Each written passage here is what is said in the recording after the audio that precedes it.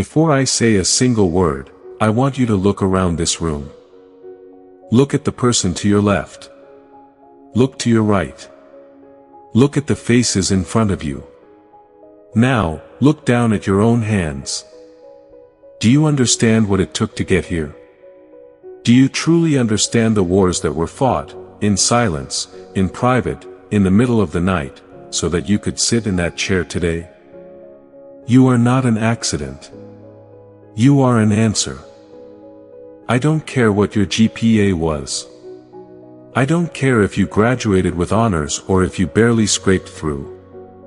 I don't care if your family is in the front row beaming with pride, or if nobody came to watch you walk across this stage. What I care about is this. You showed up. And that is the beginning of everything. My name is not important.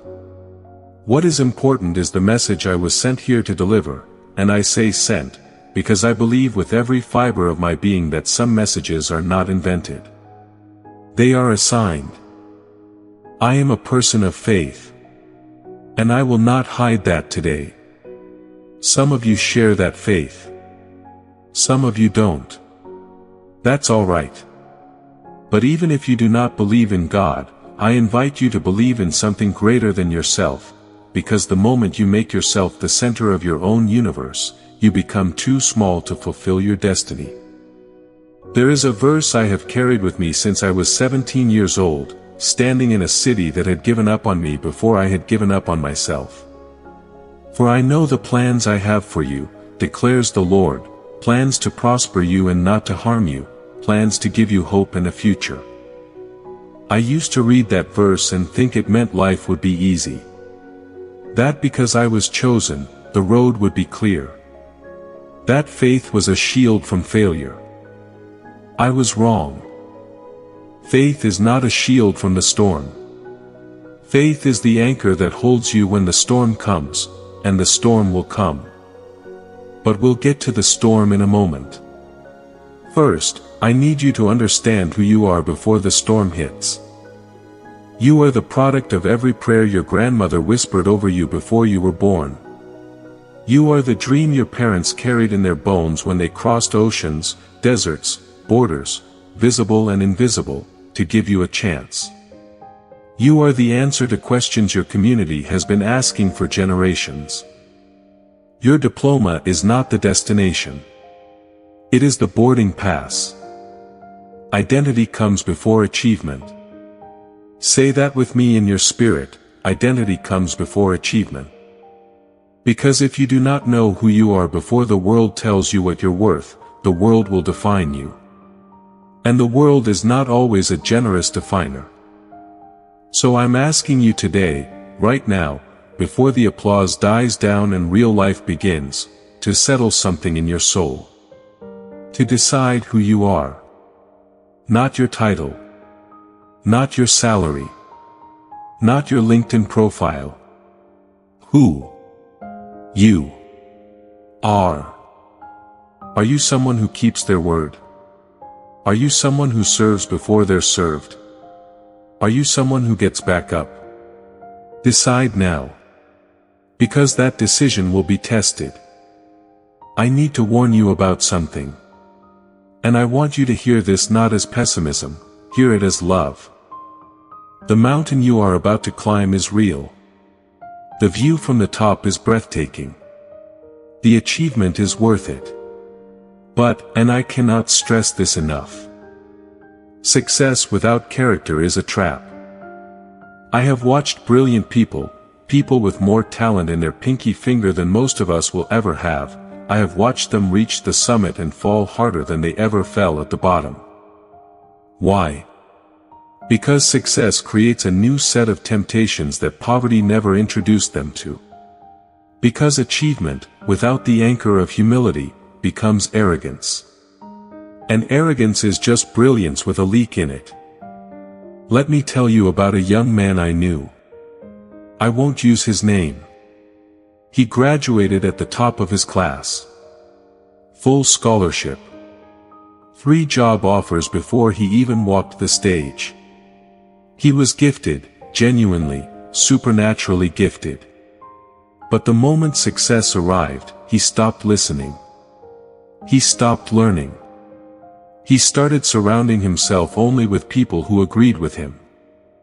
5 years later, he had burned every bridge he built. Not because he wasn't talented, but because he confused his gift for his character. He thought being good at the thing meant he was good as a person. Your talent can take you to rooms your character cannot keep you in. The dark side of success is entitlement. The dark side of achievement is isolation. The dark side of reaching the top is forgetting what the bottom taught you. So here is my warning, and it is wrapped in love. When you get there, and you will get there, remember where you came from. Not to be defined by it, but to be deepened by it. Success also has a second dark side, and it's one we don't talk about enough in commencement speeches. It is called comparison. The moment you achieve something, you will look sideways and see someone who achieved it faster, or bigger, or with more applause. Social media will be your greatest cheerleader and your most brutal bully. It will show you everyone's highlights and none of their heartbreaks. It will make you feel like you're behind when you are exactly on time. Run your own race. There is a reason your lane has your name on it. There is a reason your calling is specific. The world does not need another copy of someone else's greatness. The world needs the original version of yours. And the third dark side, perhaps the most dangerous, is comfort.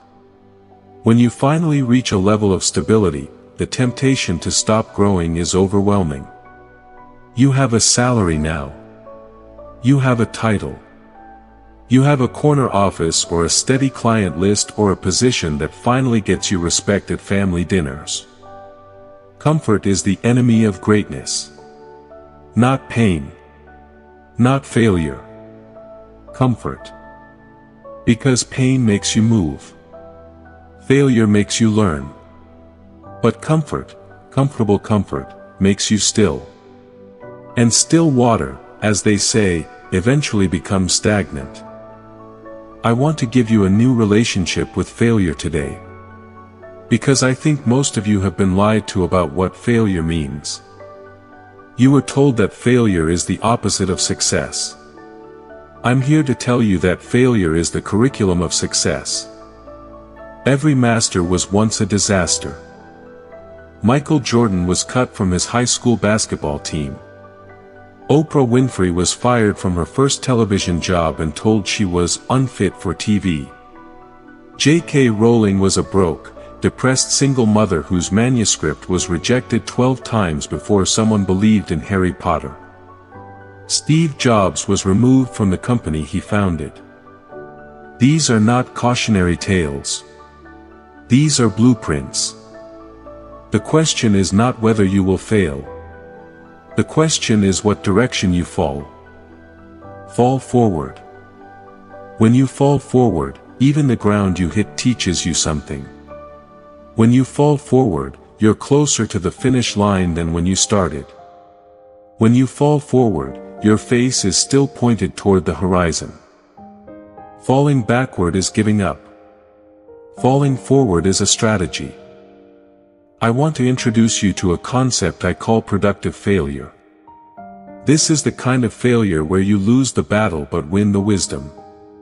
Where you don't get the job but you get the lesson that makes you unbeatable in the next interview. Where the relationship doesn't work out but it teaches you something about yourself that therapy couldn't have uncovered. Not all failure is equal. Lazy failure, where you didn't try, didn't prepare, didn't show up, that's not productive. That's just neglect wearing the costume of bad luck. But courageous failure, where you gave everything you had, you stretched beyond your comfort zone, you risked something real, that failure is sacred. That failure is tuition paid to the school of becoming. Do not be ashamed of your scars. They are proof that you were in the fight. I have failed publicly. I have failed privately. I have failed in ways that made people question whether they should still believe in me.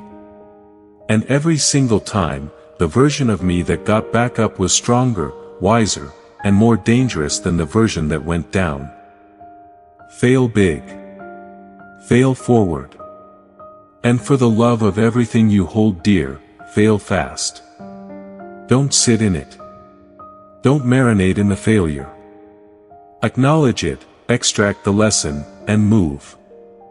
But let me add this, because I know some of you in this room are carrying failures right now that feel unsurvivable. Failures that are not just professional, they are personal. They are relational. They are physical. They are spiritual. You may be sitting here today smiling for the photograph but bleeding on the inside. I see you. And I want to say directly to you, your worst chapter is not your last chapter. The God who wrote the universe can edit your story. The same hand that formed you from nothing can reform you from what feels like nothing. Get back up. Not because it's easy. Get back up because you were made for more than the floor. Now I want to give you something concrete. Because inspiration without a plan is just entertainment. I have seen too many gifted people leave too many powerful speeches feeling amazing, only to return to their exact same life the next morning because nobody handed them a framework. So here is the framework. 3 words. 3 practices. 3 non-negotiables. Dreams. Goals. Discipline. These are not the same thing. And confusing them will cost you years. A dream is your why. It is the picture in your spirit of the life you are meant to live. It is the thing that makes your heart beat a little faster when you let yourself imagine it. Dreams are not small. Dreams are not practical. Dreams are not supposed to be realistic at the moment of their conception. Abraham dreamed of a nation when he had no children. Martin dreamed of freedom when the laws said otherwise. Malala dreamed of an educated world while recovering from an attempt on her life. The size of the dream is the size of the courage it will demand. Ask yourself, what would I attempt if I knew I could not fail? Ask yourself, what breaks my heart about the world that I might be called to fix? Ask yourself, who do I want to be in 10 years? Not what do I want to have, but who do I want to be? Write that down. Write it in present tense, as though it has already happened. I am a physician who serves underserved communities. I am an entrepreneur who employs 100 people in my city. I am a teacher who changes the trajectory of children who look like me. Write it. Speak it. Protect it. Guard your dream like it is the most valuable thing you own. Because it is. A goal is your what? It is the dream broken down into measurable, time-bound steps. Dreams live in your spirit, goals live in your calendar. If your dream is to build a hospital in your hometown in 20 years, your goal for this year might be to complete your medical school applications. Your goal for next year might be to secure your first clinical placement. Goals are the staircase inside the dream. Here is what I want you to understand about goals: they must be specific enough to be defeated. If your goal is do better, you will never know if you've achieved it. If your goal is apply to 5 graduate programs by November 15th, that's a goal. You either did it or you didn't. Set quarterly goals. Review them monthly. Adjust them honestly. And when you miss one, and you will miss some, do not abandon the system. Adjust the timeline. Recommit to the direction. Discipline is your how. It is the unsexy, unglamorous, uncelebrated practice that separates people who dream from people who deliver. Everyone wants the result. Very few people want the process. And yet the process is where character is built. The process is where you learn who you actually are. Discipline is waking up early when you're tired. Discipline is studying when your friends are scrolling. Discipline is saying no to good things so you can say yes to great things.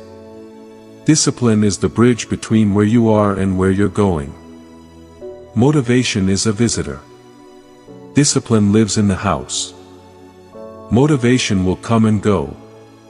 There will be mornings when you are on fire, when the goal feels close, when the vision is clear. And there will be mornings when you can't remember why you started, when the finish line feels impossibly far, when getting out of bed feels like an act of heroism. On those mornings, you cannot rely on motivation. You need discipline. You need a habit so ingrained that it runs on autopilot. You need a routine that carries you when your feelings refuse to. Build your disciplines now. While you are young and your habits are still forming. While your identity is still being shaped. Build the discipline of prayer or meditation. Build the discipline of reading. Build the discipline of physical care. Build the discipline of financial wisdom. Spend less than you earn, save before you spend, give before you save. Build the discipline of honest self-assessment. Every week, sit with yourself and ask, did I do what I said I would do? If yes, celebrate. If no, ask why, and fix it. We are approaching the end of our time together, and I want to save the most important thing for last. Everything I have spoken about so far, faith, identity, falling forward, the framework of dreams and goals and discipline, all of it points to one destination. Not your success. Your legacy. A legacy is not what you accumulate. A legacy is what you activate in others. It is not what you take from the world. It is what you leave in it. The ancient African proverb says, if you want to go fast, go alone. If you want to go far, go together. Today I am asking you to go far. There is a temptation, particularly in this generation, particularly in this culture, to measure success by what you have acquired. Your house, your car, your watch, your followers, your income bracket. And I am not suggesting these things are wrong. I'm suggesting they are insufficient. Because on the day you die, and that day will come, as it comes for all of us, nobody will read your bank balance at your eulogy. They will talk about who you were to people. They will talk about the lives you touched. They will talk about the gap your absence leaves. The greatest use of a life is to spend it on something that outlasts it. William James said that. And it is one of the truest things ever spoken about the human experience. So let me ask you, what are you spending your life on? And is it outlasting you? Service is not charity. Service is not pity. Service is the recognition that your blessing was never just for you. That the degree you carry today, the knowledge in your head, the skill in your hands, it has a return address on it. And the return address is your community. Some of you come from communities that have been under-resourced for generations. Redlined neighborhoods. Schools with no books. Churches that doubled as community centers because there was no other safe space. Towns where the most educated person who ever came from there never came back. I am asking you to come back. Not to stay forever, necessarily. Not to limit yourself. But to come back with something, with mentorship, with investment, with presence, with the kind of visibility that says to the next generation, someone who looks like you made it, and they didn't forget you. Reach back. Even from the top of the mountain. Reach back. When I was 23 years old, a man I barely knew spent 45 minutes with me. He didn't owe me anything. He was busy. He was successful. He had every reason to not pick up my call. But he picked up. And in those 45 minutes, He gave me a framework for thinking about my career that changed the entire trajectory of my life. I never forgot it. And I have spent the last decade trying to be that man for as many people as I can. Your 45 minutes could change someone's life. Your recommendation letter. Your referral. Your honest feedback. Your willingness to open a door.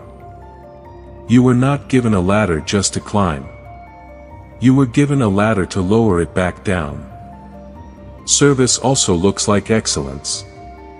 When you bring your full excellence to your work, you honor everyone who sacrificed for you to be in that seat. You represent your community. You make it harder for the next person who looks like you to be underestimated. Excellence is an act of service. Showing up on time is an act of service. Being dependable is an act of service. Being the kind of person that raises the bar of every team you join, that is legacy work. And here is the secret about service that nobody tells you: it heals you. When you are lost, serve. When you are depressed, find someone who needs you. When your purpose feels unclear, look for the need nearest to you and meet it. Because in serving others, you discover yourself. We have come a long way together in this room today. I have talked about who you are. I have warned you about who you could become if you're not careful. I have given you a framework. I have talked about legacy. Now I want to close with a challenge. 3 commands. And I want you to hear them not as suggestions, I want you to hear them as a commission. Claim it. Work. Reach back. Claim it. Claim the future that God placed in your spirit. Claim the vision that keeps coming back no matter how many times life tries to suppress it. Claim it loudly. Claim it with faith. Claim it before you have the evidence, before you have the resources, before you have the permission. Because nobody gives you permission to be great. You claim it. Write it down. Say it out loud. Tell someone who will hold you to it. Build an altar of accountability around the thing you are claiming. And refuse, absolutely refuse, to let the world talk you out of it. The enemy of your claimed future is not your circumstance. It is your doubt. It is the small, whispering voice that says, "Who do you think you are?" I want you to answer that voice today. Stand up on the inside and say, "I am exactly who God made me to be. And I am just getting started." Work. There is no shortcut to the summit. There is no elevator to excellence. There is only the staircase, and the staircase is built step by step, brick by brick, day by day. Work when it's not comfortable. Work when no one is watching. Work especially when no one is watching, because your character is built in private and revealed in public. Work with integrity. Work with excellence. Work with gratitude. And understand this: hard work without wisdom is exhaustion. Work smart. Find mentors. Study the field. Learn the game. Ask questions. Read voraciously. Stay curious. The moment you believe you know everything, you stop growing. And a stagnant tree doesn't bear fruit, it dies. Hard work is the price of admission. Excellence is what earns you the permanent seat. Work in community, not in isolation. Your greatest breakthroughs will not come from solo genius, they will come from collaborative courage. Find your people. Find the ones who challenge you, who sharpen you, who refuse to let you be comfortable, who celebrate you without competing with you. Those people are rare. When you find them, hold them. Reach back. This is the one that costs you something. This is the command that separates those who built a career from those who built a legacy. Reach back to your community. Reach back to the young person who is standing where you were standing 5 years ago, wondering if anyone believes in them.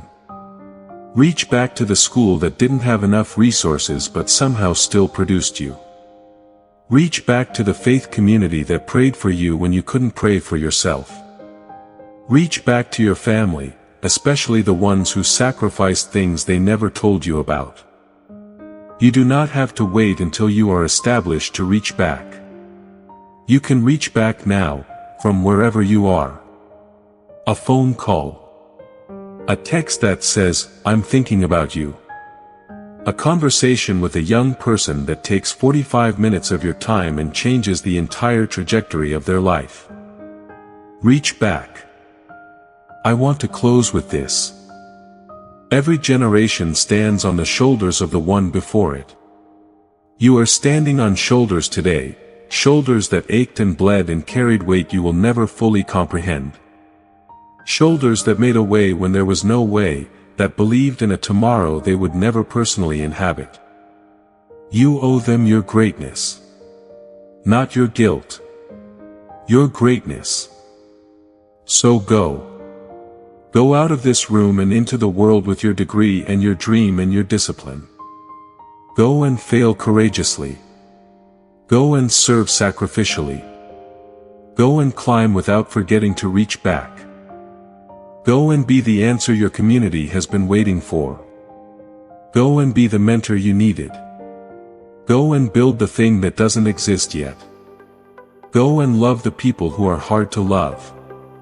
Go and speak up when silence is comfortable. Go and stand up when sitting is easier. Go, and let your life be the sermon. Let your work be the worship. Let your service be the legacy. And when they ask how you made it, and they will ask, tell them the truth. I was dedicated. I was disciplined. I did not give up. And I did not go alone. Now go claim what you were made for.